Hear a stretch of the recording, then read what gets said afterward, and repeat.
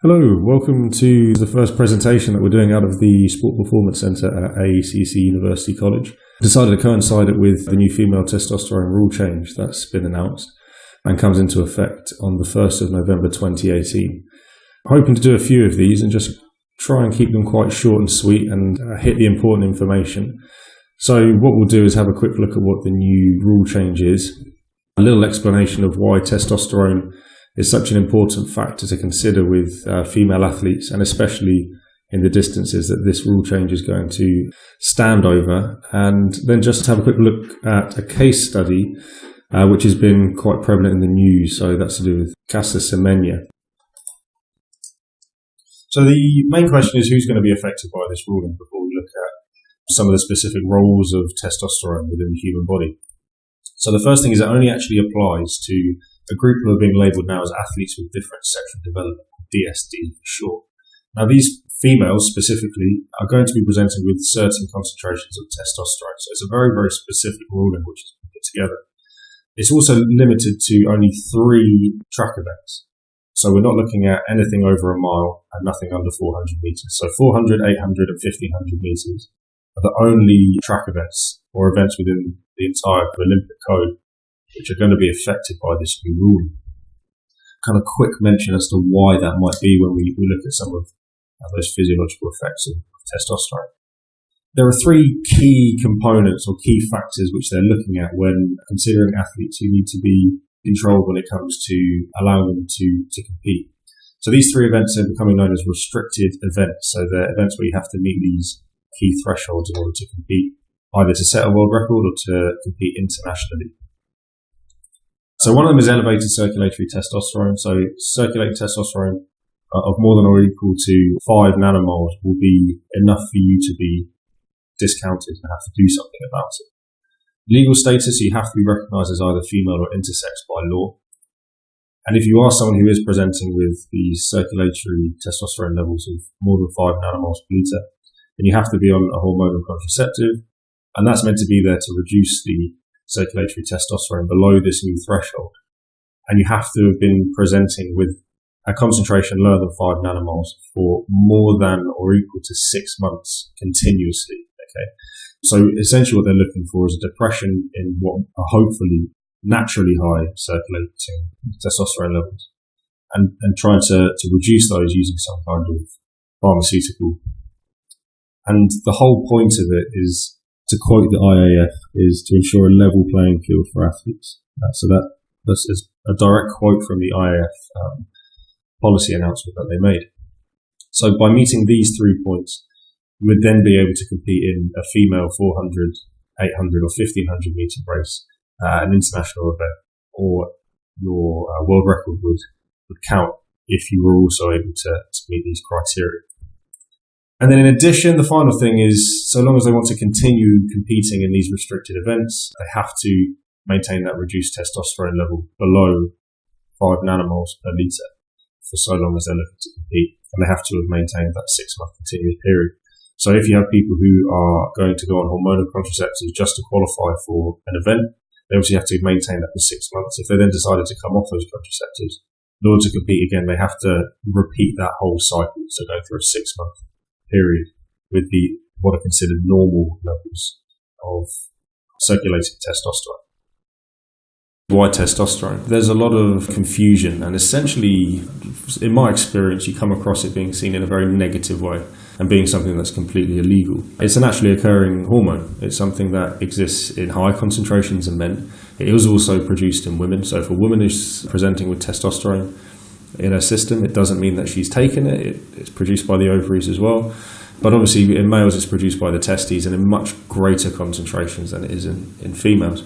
And it's one of the things that brings about the physical differences between men and women post-puberty. So if we just go into a little bit more detail, so these kind of what have been termed normal concentrations, again within the specific IAF document that's been released, they're saying for males 7.7 to 29.4 nanomoles. Previous policy documentation was saying that males was 10 and above, so we've seen a slight reduction in the lower end, but also giving a little bit more specificity in terms of up to 29.4 nanomoles, over which point males might be considered for investigation. For females, they're saying normal 0.12 to 1.79 nanomoles.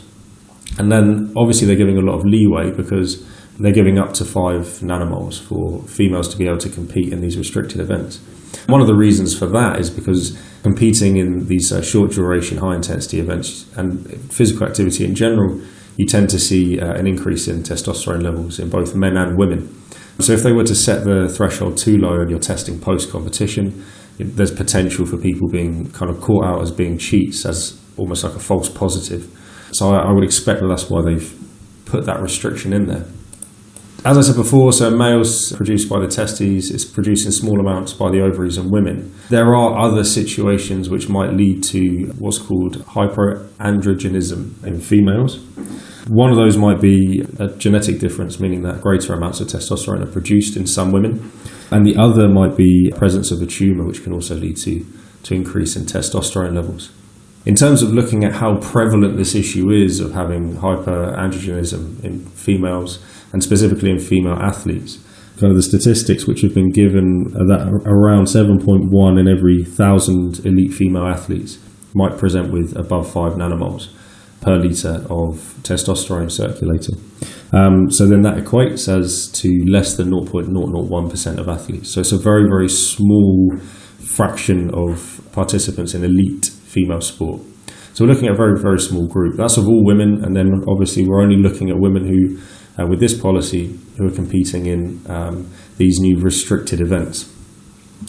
So just in terms of a few of the kind of main effects that we get from testosterone. So for men, one of the key things it's involved in is producing sperm. Now this doesn't mean women with higher testosterone levels are going to start producing sperm. They don't have the right equipment to be able to do that.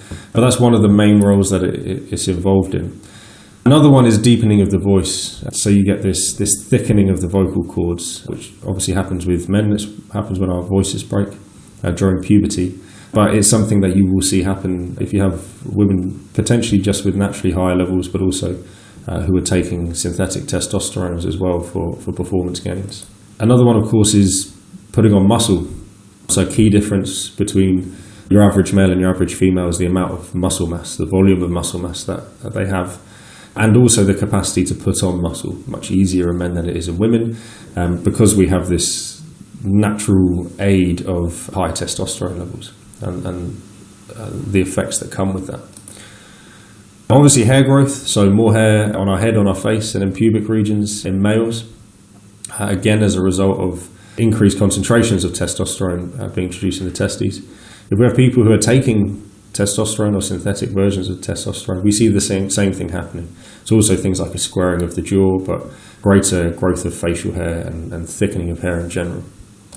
And then the other thing is bone density. So we have a greater amount of testosterone, which in the periphery is converted through use of an enzyme or facilitation of an enzyme into estrogen, which then has benefits on strengthening bone for our lifetime for men. So this is another particular benefit, not only more muscle, but also stronger bones on which we're going to be relying for the duration of our lives. So in terms of the IAF policy timeline, I've mentioned a couple of times that there's been a previous policy with regards to hyperandrogenism in female athletes specifically. So just a really kind of quick and simple visual here. So April 2011, we have this policy for female athletes. So in this one, circulatory testosterone had to be lower than 10 nanomoles per litre, what were then being termed as male levels. Or if someone was presenting or expressing higher concentrations than 10 nanomoles, they needed to be confirmed as being androgen resistant, and therefore meaning that the higher testosterone levels in circulation around their body was actually resistant to using it and therefore getting any kind of performance gain from it. Now, the Indian Athletics Federation took case to CAS, and so what they did was turn around and say, actually, there's not enough evidence out there to support being presented by the IAF to actually enforce or give rationale for this policy to exist, and therefore said, ideally they had a 2-year time frame to produce more evidence showing that there are specific benefits of testosterone for female athletes. And then those of you that have been reading the news will see that April 2018, to be active from the 1st of November 2018. This new eligibility regulations for female classifications, specifically for DSD, so these higher testosterone levels.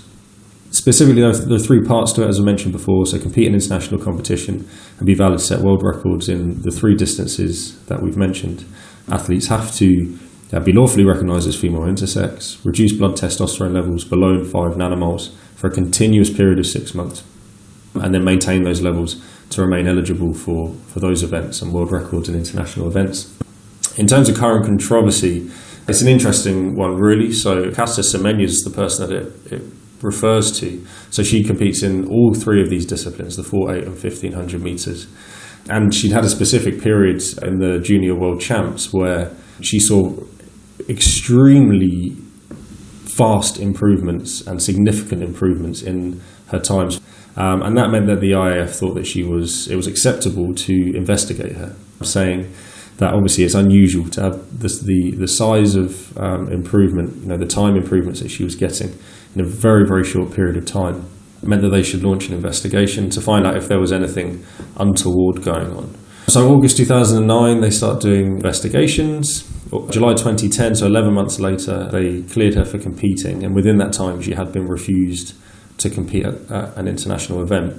But they cleared her, but didn't release all of the data that they had. And that's one of the reasons that she was refused to compete at that event. But there is information that hasn't been released. So 2012 London Olympics, she was kind of viewed as being a big favourite and ended up finishing to 1.04 seconds behind Maria Savinova, and had also beaten her at a couple of world championships as well. And actually, interestingly enough, when we kind of look into it, in 2014 in an interview, Maria Savinova admitted to taking steroids, bragging really about the fact that it cleared out of her system very quickly.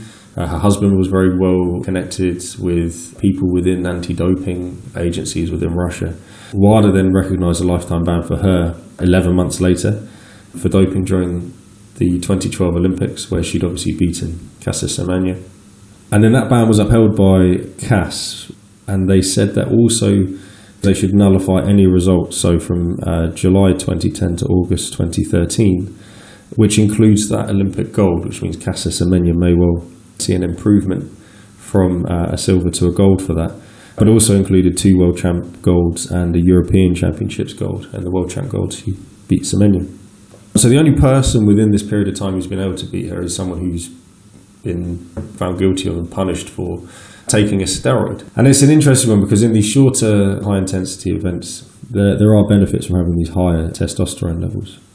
And there were comments made during that 2012 event that there were clearly 2 races taking place at the same time. Comments made that there are clear differences and benefits for people who are competing with naturally higher levels of testosterone. So it's an interesting case, really. If we then look at April 2016, she went out and got world bests in the 400, 800 and 1500 at a South African national event, all of them in just over 4 hours. So to have then got world bests in all of those times is significant, and again raises some questions about whether these higher levels of testosterone that she has naturally are leading to a performance benefit. So just to kind of summarise it, we've just had a look at the policy, so what the policy is and who it applies to. So anyone who's presenting with over 5 nanomoles per litre of testosterone circulating who are female and looking to compete on the international stage or to set a world record, they have to lower their levels for at least 6 months using some kind of hormonal contraceptive for a continuous 6-month period before they're eligible to compete. And obviously it's clear that there are potential benefits. What those benefits are on performance have been questioned before by CAS, and obviously the IAAF have come forward and released a statement that they're going to be bringing in this new policy for November. So hopefully you found it interesting. It's a very kind of whistle-stop tour of the subject, but hopefully, as I say, we'll be posting a few more of these kinds of things quite soon, okay? So do have a look at it in the news. It is an interesting case. Obviously, Caster Semenya is arguing that it's specifically being aimed at her, this policy. Obviously, I don't really want to comment on that, but it is an interesting case, and it's an interesting argument that I think is going to be around for a little while. So do keep your eyes peeled, because we will have some more of these videos coming up in the very near future, hopefully. A little bit of information here. So this has been presented by me. So I'm Phil Heritage. So I'm the coordinator of the Sport Performance Centre here at AACC University College. If you've got any questions, really, we offer a range of support and testing procedures at the institution here.